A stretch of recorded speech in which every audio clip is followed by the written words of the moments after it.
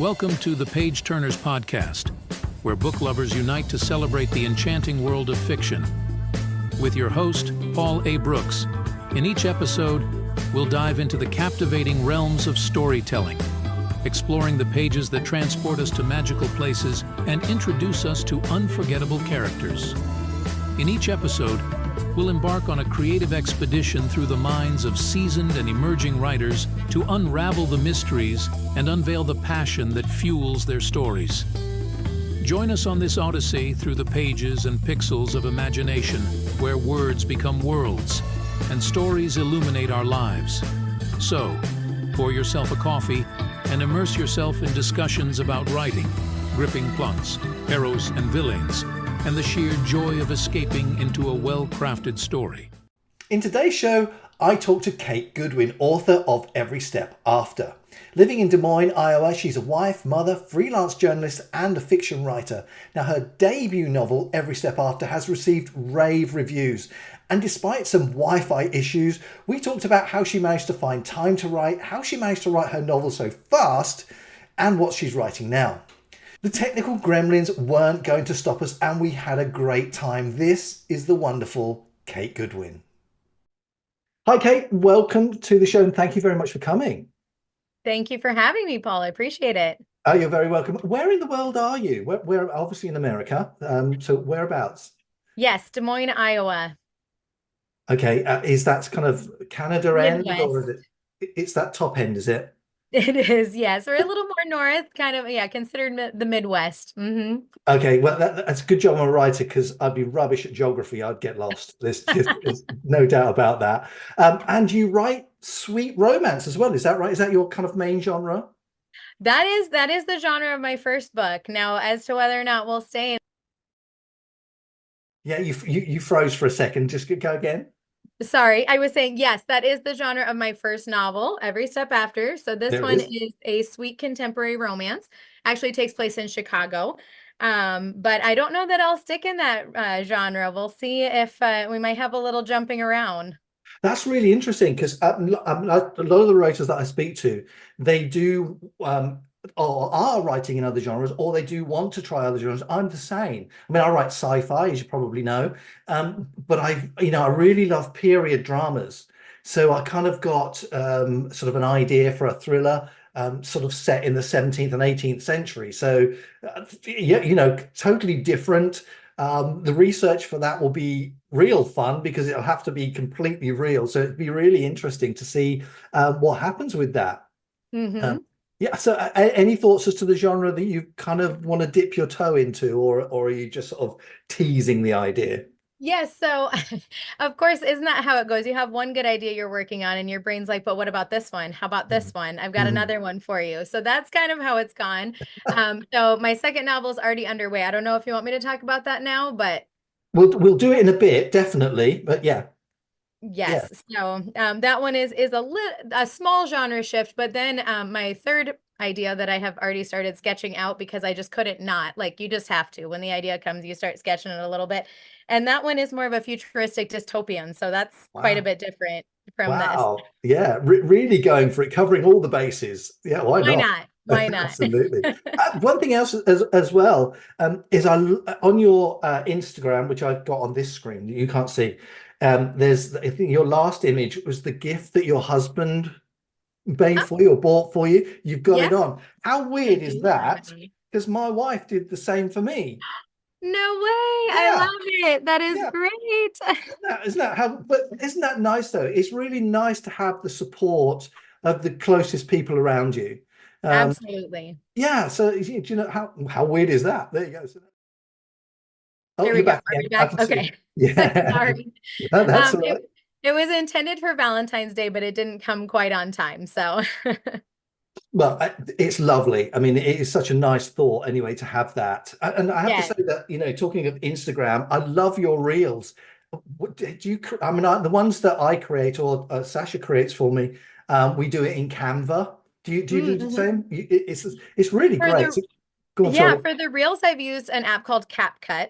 And I'm not saying I know what I'm doing. I'm literally figuring it out as I go. But I have used Canva as well for like my Facebook page for creating banners and things, event invites, stuff like that. So Yeah, I mean, I will put links to your Instagram and your Facebook page in the description as well, so people can go there and connect with you, which you'll find at the end once we've got everything up and running. But yeah, that's great. I mean, I love Canva. I mean, really, it's just a case of, and as you know, as a writer, and I've said this often, that writing the book's the easy part, it really, so to Mhm. speak. And then it's actually kind of getting out there, getting your face known and being sort of comfortable, maybe on camera or, getting people to listen to your voice because people want to get to know you as a writer. That sort of pull back the curtain and have a look behind and see, oh, there she is. This is the person. Okay. So Mhm. that's, and I think that's what people want to know. They want to know about you, who you are. So I'm going to ask you some questions now about you as a writer. So let me start. And I always ask this of everybody. Are you a plotter or a pantser? I think I would consider myself a plantser because it's Okay. somewhere in the middle. Yeah. As a person, I'm definitely not a plotter, right? Like I don't even want to be tied to a grocery list, really. Yeah. So, and I had started writing a historical fiction. You mentioned the 18th century. It was a Georgian era historical fiction. I did a bunch of research. I did no plotting though. And sure enough, about 50,000 words into the book, I was just like, where is this going? Yeah. Like I knew the end I wanted, but I just felt like I had no idea how to get there. I lost my passion for it. And so for now, that is shelved. That doesn't mean I won't ever come back to it because I actually think it did have good potential, but it got shelved. So then a few months ago, actually in August, believe it or not, I was really sick and I woke up in the like I couldn't sleep at night, right? So I was sick, I couldn't sleep. And sure enough, a story just overtook my brain where I was like, I have to write this. But I didn't want to run into that same problem as I had with my first attempt. Hmm. So instead, I grabbed my laptop, I went into the other room so I didn't wake up my husband. And I started typing out not so much, I really wouldn't call it an outline, but what I did was like chapter one, here's a paragraph of what I think should happen in this chapter. And Okay. so I just did that for each chapter till I had like 20 chapters because, it was a contemporary romance, doesn't need to be super long. It's not a fantasy novel. Yeah.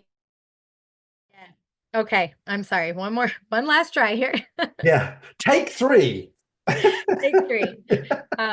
So even though I'm not normally a plotting type, outlining type, notes type person, I wanted to make sure that this next idea I had would be successful, that I would be able to start and finish it, which I hadn't been able to previously do.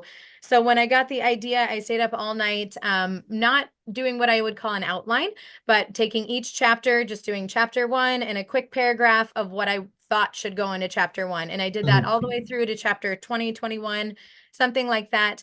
And then I mostly followed it, but I did let the characters lead. I know I'd always heard authors talk about like my characters wouldn't let me. And I'm like, you're writing it. What do you mean? Yeah. I completely get that now, Yeah. Paul. Yeah. I completely get it because that literally did happen. I would get to a certain chapter that I thought this is what I wanted in it. And like, nope, that's not it anymore. So it was kind of a combination of the pantser and plotter. I had like a loose plot, but I didn't let it tie me down to where I couldn't explore with my characters and where I felt like they needed to go.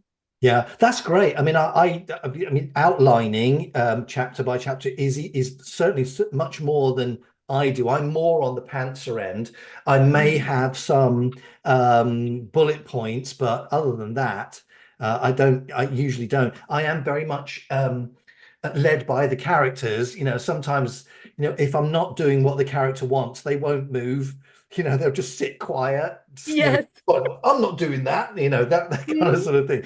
So yeah, it is very organic in that respect. So I've yet to talk to somebody who is kind of the J.K. Rowling end, who grids and plots and times and seasons, days, the whole shebang really of an Mhm. entire plot. I've yet to speak to someone who does that. So I'm kind of wondering whether or not that's very rare. Right. Um, I don't know. When you sit to write and you've got your outline, do you sit for a period of because you're a mom too, so you've got a couple of Mhm. girls? Yes, I do. I have two daughters. Yeah. So do they kind of and this is going to sound an odd question, do they sort of take up a lot of your time, writing time? Yeah, so actually I am also, oh my word, now my dogs are barking. This is not my day, Paul. I'm going to close the office door. Okay. Yes, I've got two human girls and two fur girls. Uh-huh. So they are both in school. Now I do volunteer one day a week at their school, so I'm there one day, and I am actually also a part-time freelance journalist. Right. Yeah. So my morning time is very much taken up by writing, but not my writing I want to be doing, if I can say that. Don't tell Yeah. my boss I said that, but yeah. Yeah. So no one's going to watch it. It's just you and I. So that's fine. Your That's secret's safe. right. Yeah, so I work for or I guess I freelance for a company that does pharmaceutical and biotech news. So each morning I write up a quick article, and then I have a couple features every month too that I do. So I write a lot, but I don't always get to write my novels as much as I want to. Sure. How do you find that transition then from presumably what you're writing as a journalist is factual? hmm So how do you switch from that sort of factual to making stuff up? Yes, it's a big difference. And sometimes, of course, I have an editor that edits the articles I write, and I can tell when I get a little too creative for the journalism where he's like taking stuff out. I'm like, okay, well, but it was fun. It was more fun the way that I wrote it, but okay, that's fine. Yeah. So it is kind of just a little brain switch there, to go from that really just fact-based reporting. Can't put in any opinions or any feelings on the topic as a journalist, where my writing is like all my feelings and all my opinions about things. So it Yeah. is quite a switch. Wow. So how long did it take you to write then every step after, considering how much you're actually doing? How long did it take you to write?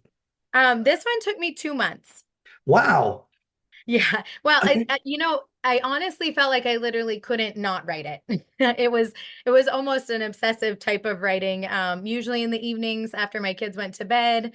Sometimes I would stay up really late and then regret it at 6:30 when I was getting them up for school. So Yeah. Yeah. Wow. 2 months. Goodness. So what's the word count? 10, 15? yeah. It's at 74,000 words. Wow, that's really good. That's really good. I mean, that's kind of NaNoWriMo kind of thing, isn't it, really? Yes. With that's really good. So you had the story in you initially, or where did the idea come from? Yeah, I honestly did. I was unable to sleep. I was laying there, and it literally, like, it just fell on me is how it felt. That is how it felt. I think it had come a little bit from so in the story she had been disconnected from a high school boyfriend, and had never, how we are in the 21st century, right? If there's somebody we went to school with, we're kind of like, let's look where they are now and see what they're doing, and Yeah. that type of curiosity. And so that kind of just struck me as like, if you had someone you went to school with and then they just disappeared, like in this day and age, it is so hard to disappear, right? Yeah. Yeah. Yeah. Everybody has this huge digital footprint, so you can find anybody nowadays. So that's kind of, it all spun out from there. And I was very surprised by some of the things that happened in the story. Like, wow, don't know where that came from, but Yeah. here we go. Yeah. That's amazing. I read the first part of it, and I left thinking, because I don't want to give the story away in those first few pages, but I left thinking, okay, who did that?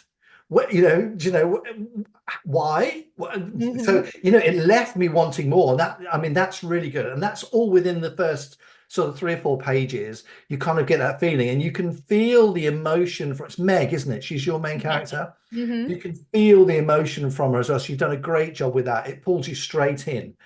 So it's absolutely, and it's had some really great reviews as well. I think Yes. I've got it written here. Oh, One reviewer said it's the favorite read of the year. And then he or she went on to say, normally I figure out how a storyline is going to end, but this one had a dreamy twist I wasn't expecting.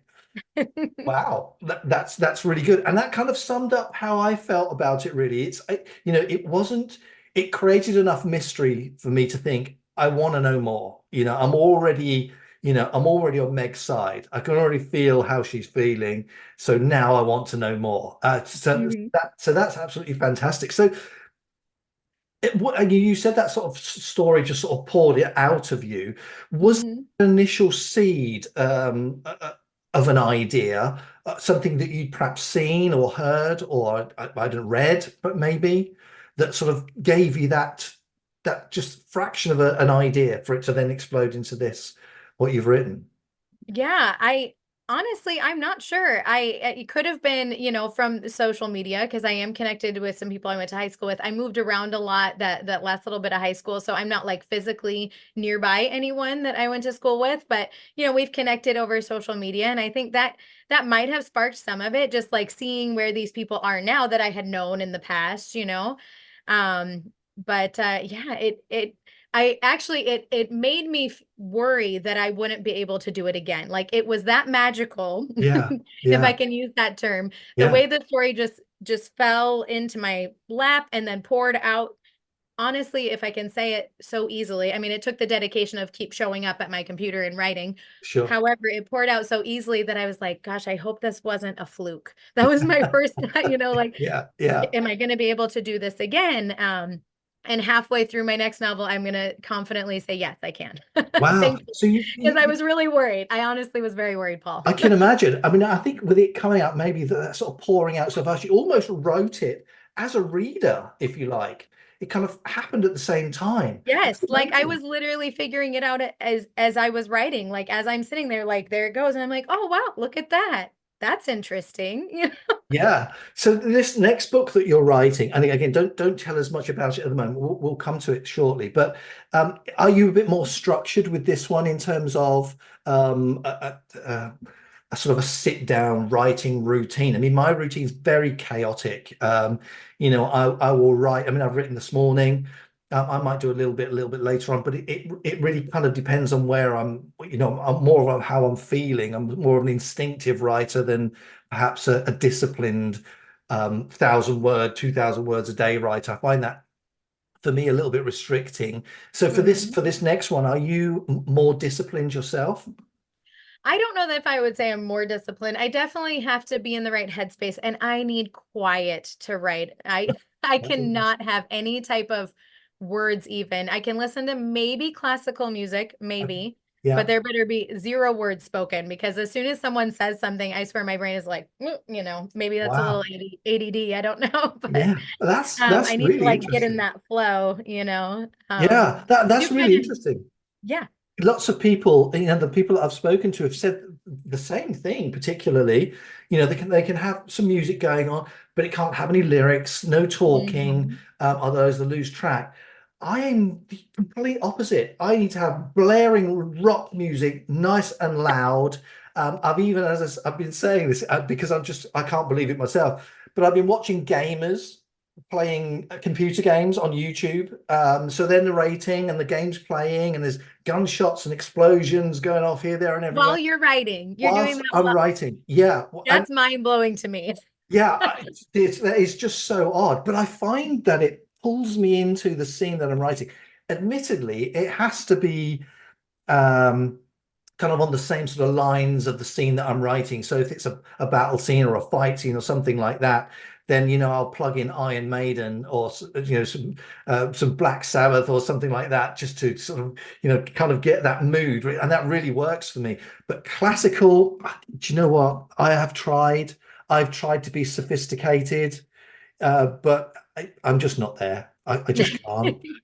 I I have to will have. say I'm kind of selective about the classical. If it starts in on like some heavy Beethoven, I'm kind of like, eh. So maybe I should say more instrumental as opposed to classical, like the piano guys type of music where it's music I recognize, but they don't have the words to it. So that's helpful too to me. So, well, that's yeah. I mean, I think it's interesting. Again, it's part of our sort of writing routine, really, of the sorts of Mhm. things that. And you're in the place where you write now, aren't you? You're sitting in your office space, if you like. Yes, yep. So usually I write most at my desk because I do have, kind of a nice reactive clicky clacky keyboard here. Yeah, And I've got the big wide screen, and so that really helps my headspace. Although if I get tired of being in the basement, then occasionally I do take my laptop elsewhere, but this would be my primary space. I will say I like to sit down most to write when I know I can write out a whole chapter.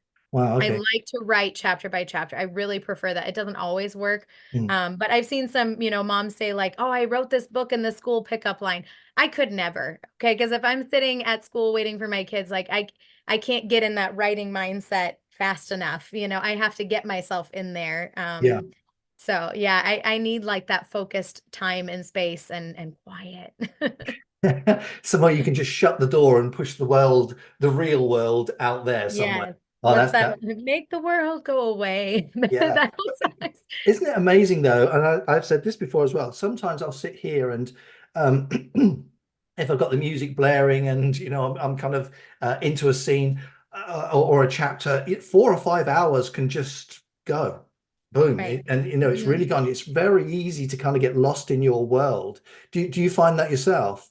Oh, absolutely, absolutely. And my husband will be like, "Aren't you ready for bed yet?" And I'm like, "No, don't talk to me. Leave me." You leave me alone. Yeah, I'm not there I yet. try to be nice, but sometimes I'm just like, "I have to finish this. Please Yeah, go away." yeah. Absolutely, yeah. I know exactly what you're talking about. I mean, I suppose I kind of write until I'm exhausted with that creative pouring, if you like. I'm Mhm, kind of done with it then for the day. So I don't have, and I have tried. I don't have a word count mhm, because I find that I'm too competitive myself, and I'll try and beat what I've written yesterday, today, and quality suffers, and kind of that's my own thing with it. It kind of goes out the window when I do it like yeah. that. Can I So ask you a question, Paul? Is yeah, that okay? sure. Yeah. Okay, Yeah. I'm just curious, like, are you one that edits as you write? Or, like, goes back and reads what you wrote yesterday before writing today? Yeah, that's exactly what I do. So I think because I'm not a huge fan of the editing process, I find it my critical mind then is very overbearing.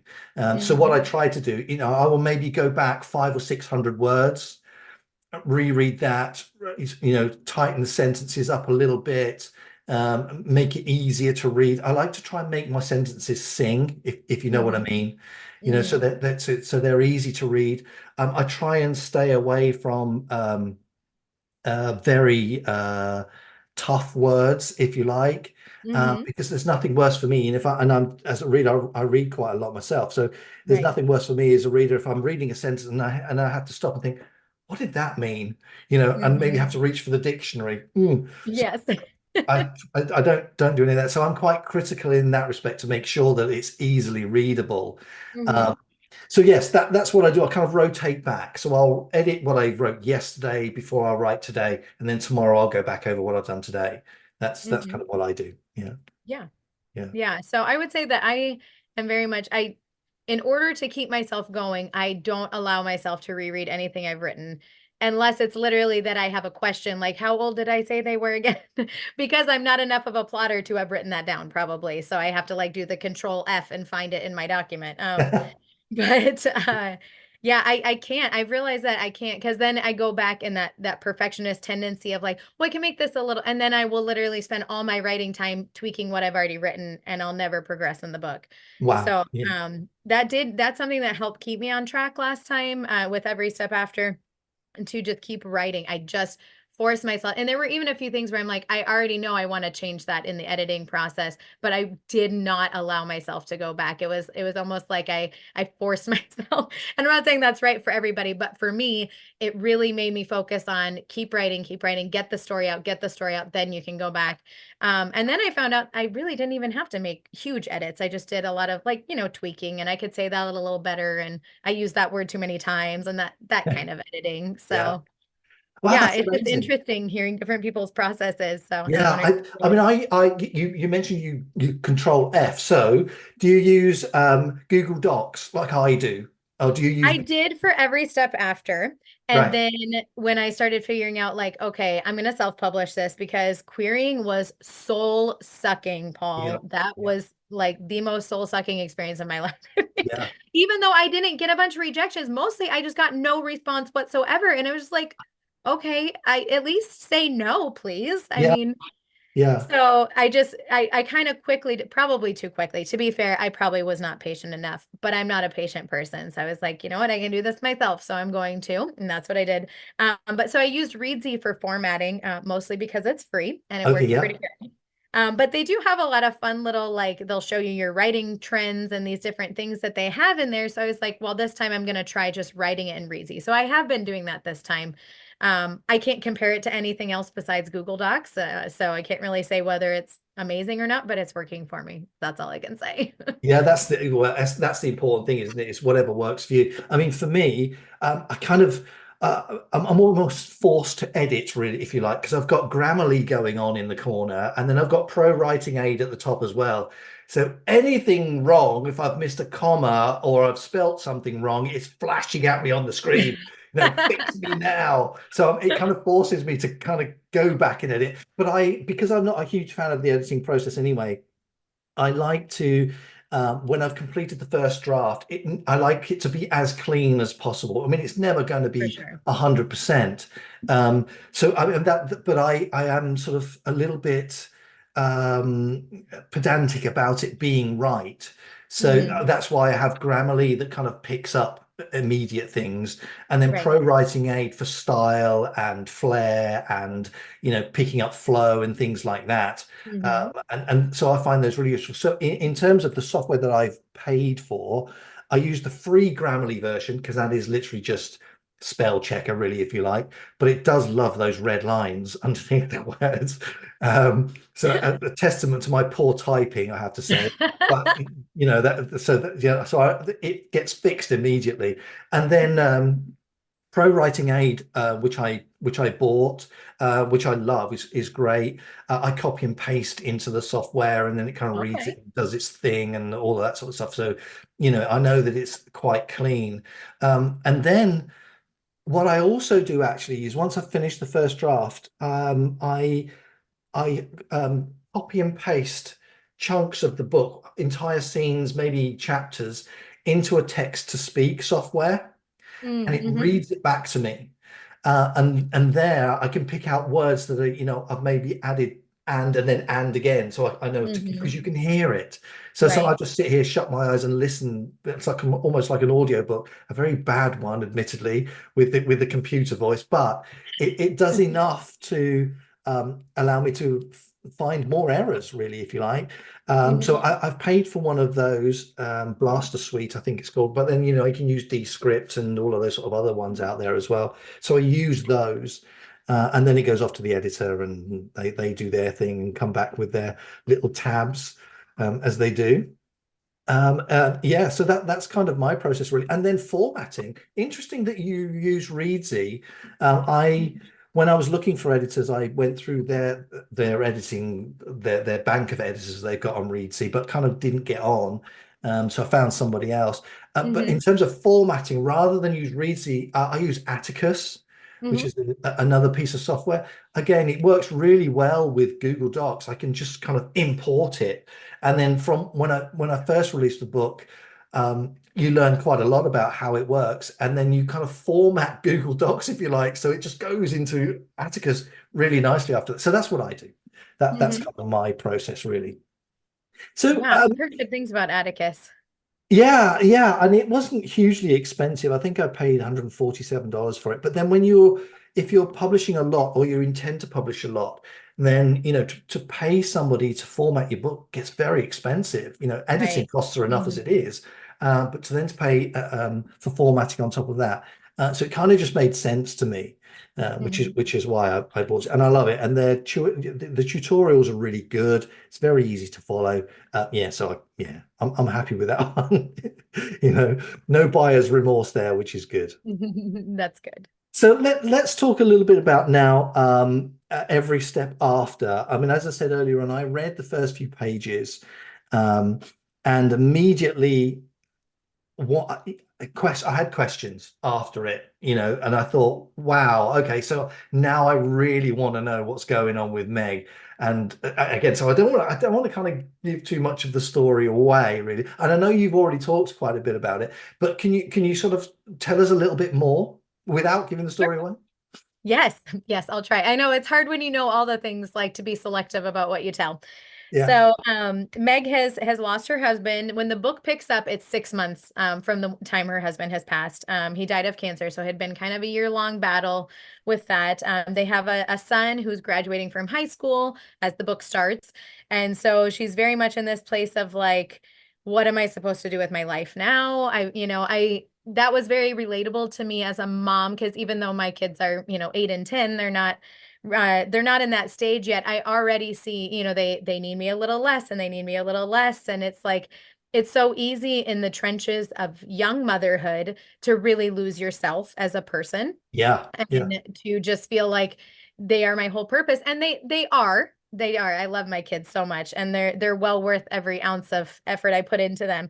But as they need me less, I need to make sure that I am still a person as well, and hopefully someone they can look up to. Mm, mm. So that was important to me with Meg's character of giving her that struggle that I think is so relatable to moms is what do I do now? I don't have a husband. My son is going off to college, and then this financial mystery drops into her lap too, which she found in the first chapter. That's not a secret because it is in the first Yeah. chapters. Yeah. Didn't she She's though? got And this didn't big it? money Wow. mystery, yes, that falls into her lap, and she's just like, what the heck? What is this coming from?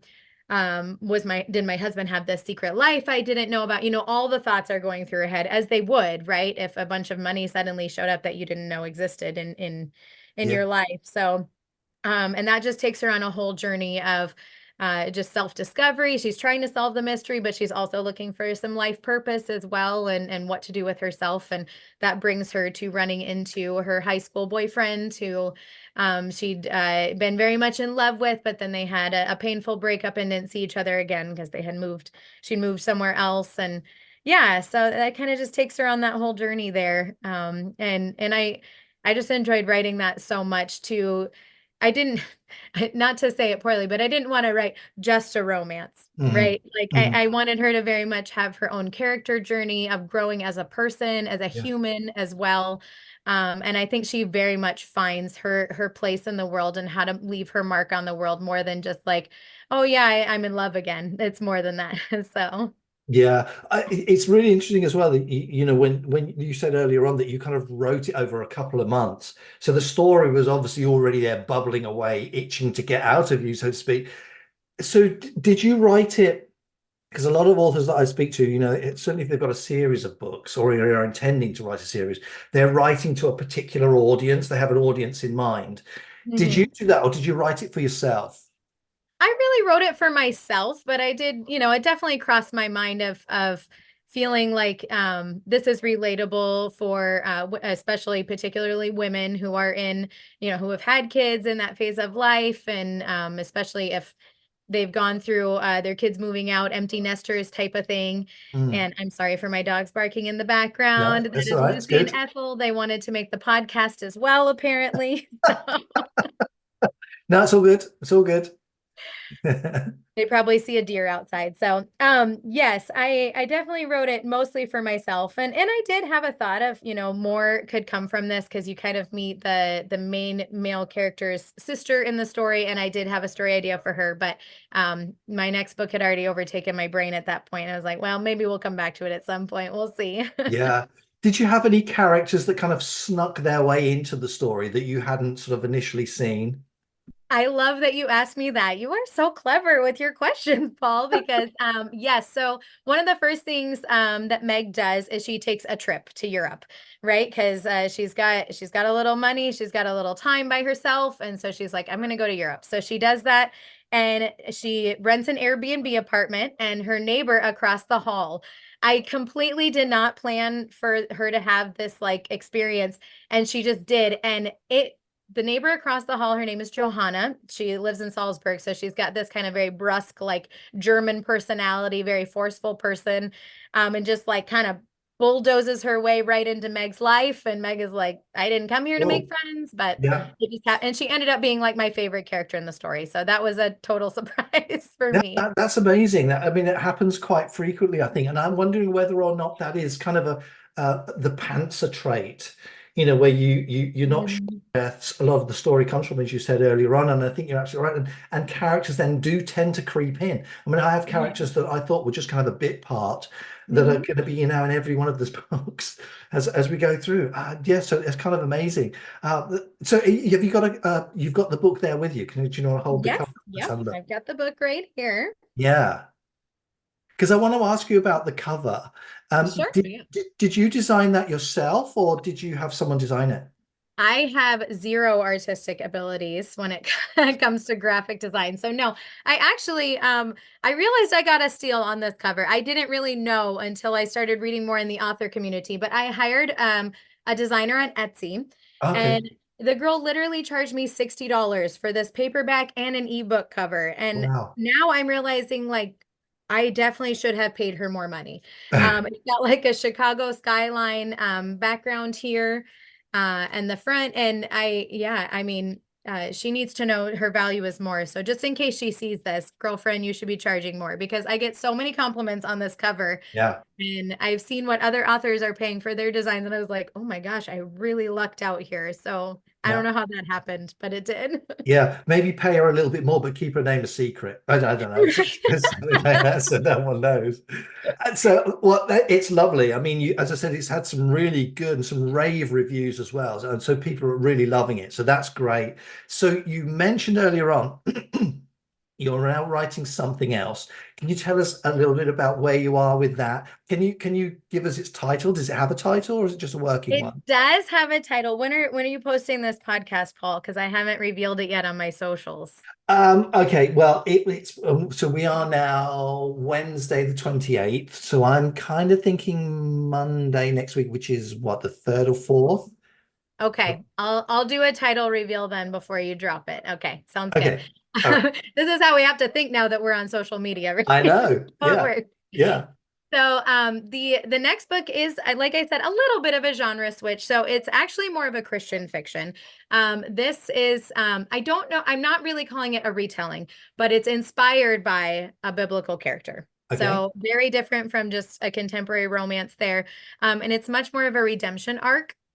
And this is another story that it just hit me like a ton of bricks. And I was like, Wow. I guess that's what I have to write, because this is what's here and it's in me.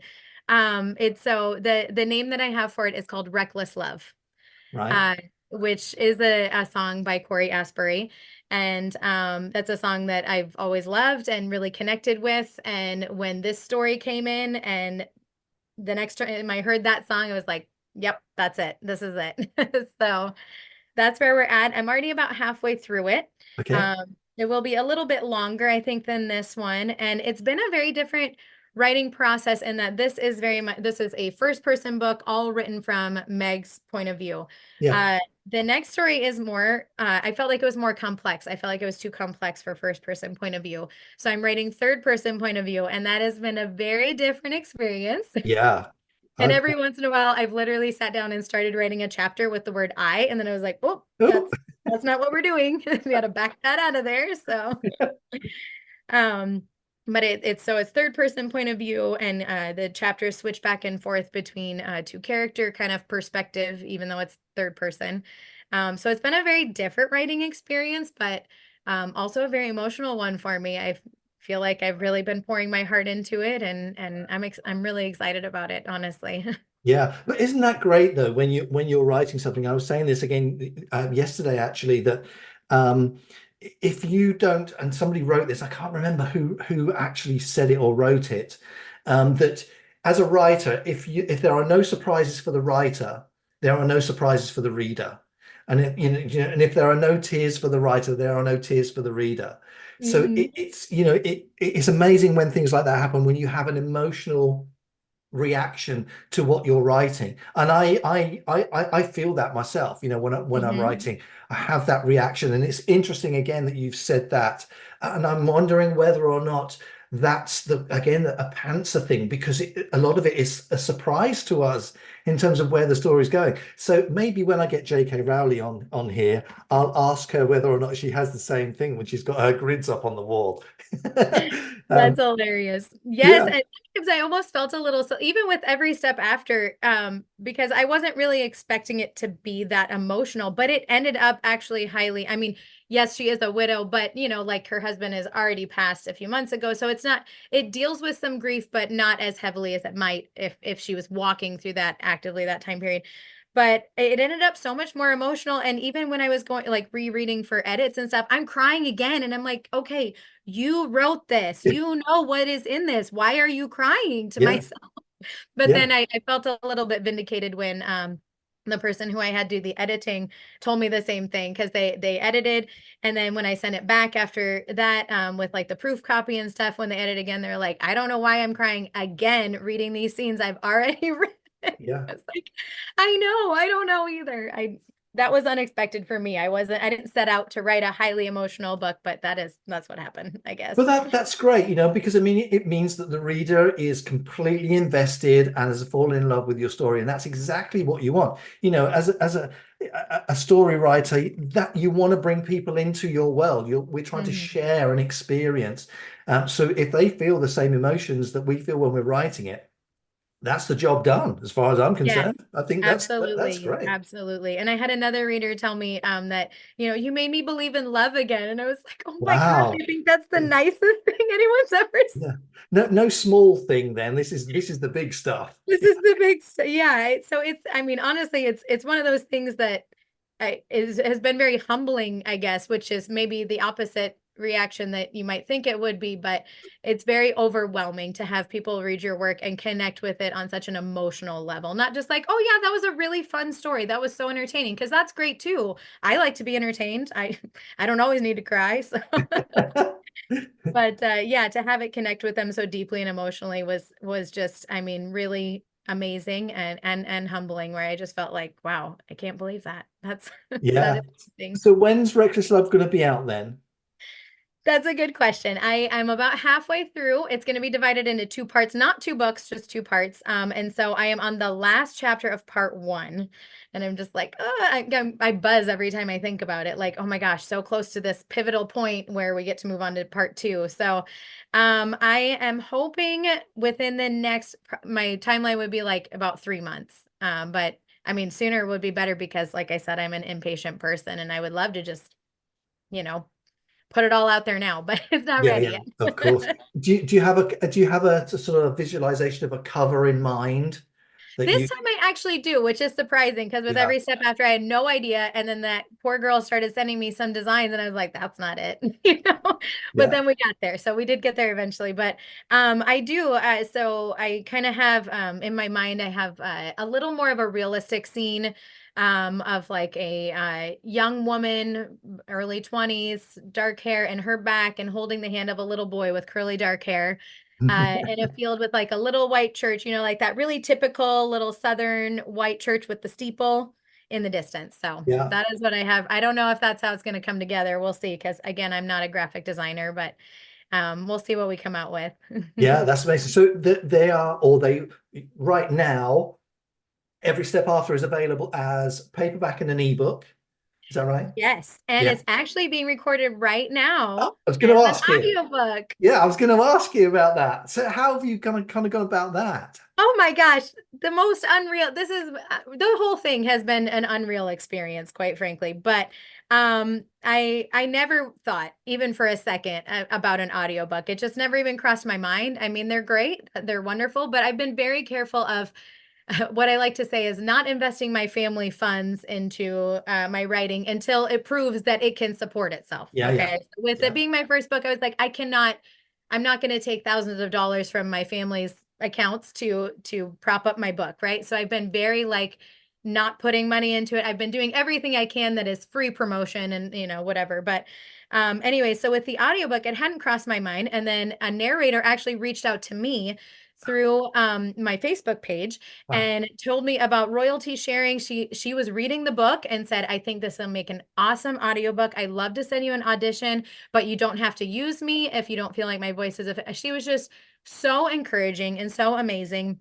And so I ended up, she actually was booked out to August, and I was like, the book kind of has a lot of traction right now, so I'd like someone a little sooner. So I posted on ACX for royalty share and got quite a few auditions in there, and we're booked, and she's recording it right now, which Yeah. So how much input have you had in that then? I mean, I'm assuming she sends you sample chapters of what she's recorded or what she thinks the characters should sound like for your approval. Is that kind of because I haven't done it yet. Yes, so that's how the auditions work. So I posted it on ACX with like 3 scenes from the book that I felt like were very distinctive. Because I mentioned I have Johanna, who's this German, has a German accent, or Austrian, whatever you want to say there. So like you have to be able to do one of those, right? So I posted a scene with her, and then I posted a scene, of course, with Meg and Sebastian, or Bash, which is the main male character, to kind of get like, can they do that guy voice, right? Because that's it's kind of important with the audiobooks. And an emotional scene, just to kind of test the emotional range of the person. And so then all the auditions I received covered those scenes, so I could listen to them. And there definitely were a few where it's like, nothing was wrong with their voice, but it's like, that is not fit for this book. Yeah, That yeah. like, it was so clear, like that definitely is not a good fit. That's not where I see it. These are people from Chicago and the Midwest. They just have a certain sound to their voices, right? So she's recording it now. So after we kind of I accepted her audition, and I made the offer to do royalty share, and she accepted.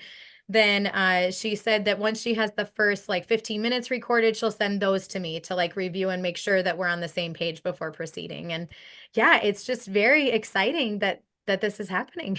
That's fantastic. It sounds, it's fate, isn't it, really? It's Yes, it has to be, because yeah. I didn't seek it out at all. It literally knocked on my door and said, "Hey, I think you should do this." And I'm like, "Okay." So once you finish then with this next book, Reckless Love, I mean, you said earlier on that you might dip your toe into another genre, and you said you've got some ideas for that. Care to share, or is it something you want to keep to yourself? It's fine if you do, but it's just I can share a little bit, a little bit. Okay. So Yeah, go I ahead. definitely had an idea, and I think honestly, this is from the journalism work that I do, is where this idea sprung from, on your question of what kind of ideas. But I have a dystopian story idea, should be in a I don't really want to create fantasy worlds, because I am not actually a visual person. When I read a book, there's no movie. Okay. It's the words. It's all about the words for Wow. me, Yeah. and the feelings and all that, but there's no pictures, right? So I'm not sure I could actually develop a world that totally didn't exist. I need something to work from. Yeah. So I have a dystopian novel idea, with like a futuristic America, like 100 years into the future Wow. type of thing. But I promise there will be like no teenagers and death games or anything, because I went through that era, and it was a very fun era, but I moved on from that Yeah, now. yeah, yeah. Oh, that's fantastic. Well, that's something that we should certainly look forward to. We'll be looking forward to seeing the next book and the audio book as well. I mean, I'm fascinated about that because I haven't had that done yet. I've got some ideas um, for that, which I'm kind of bouncing around a little bit. But so I would love to get one done for mine, but we'll see how it goes. So your books are available where? On Amazon? They are available on Amazon. Yep. And the audiobook, I think, will be through Audible and Spotify, I think is who ACX works with. I'm still Okay. learning there. This is also new to me. Yeah, yeah, that's terrific. Okay, so that's good. So people will have the choice of paperback, ebook, and audiobook as well. Well, that's great because it gives people lots of choice to sort of get access to your work, and that's what's really important. So Yes. I'd like to kind of wrap things up for today. And what I would like you to do, though, if it's all right with you, is once you've got more work out, is to come back on and we'll talk some more. And yeah, let's get your new covers on, and let's get the word out. So, Kate, Yes, that's thank you great. so much for coming on today. There will be in the description, there will be your Instagram URL so people can get in contact with you there. And of course, your Facebook page as well, so people can connect with you through those two mediums as well. So as I said, thank you so much for coming on today. And I'd really like it if you would come on again. Oh, thank you so much, Paul. It has been an absolute pleasure. I appreciate you reaching out. This was a really good opportunity for me. I'm not great at marketing myself. I'm working on it. I'm learning every day, because if Yeah, I don't sell my book, no one's going to sell my book. that's true. So, yes, I really appreciate the opportunity, and you're a pleasure to speak with. So, thank you so much. Thank you. My pleasure. Thank you, Kate. We'll speak to you again soon. All right. Have a great day. Thank you for joining us on another captivating episode of the Page Turnerz podcast. We hope you enjoyed delving into the pages with us, discovering new stories, and revisiting beloved classics. If you're as passionate about books as we are, don't forget to subscribe to our podcast and leave a review. Your feedback keeps us bringing you fascinating discussions, author interviews, and book recommendations. Remember, the adventure never ends when you have a book in hand. Until next time, keep turning those pages and let the magic of storytelling continue to inspire your imagination. Happy reading.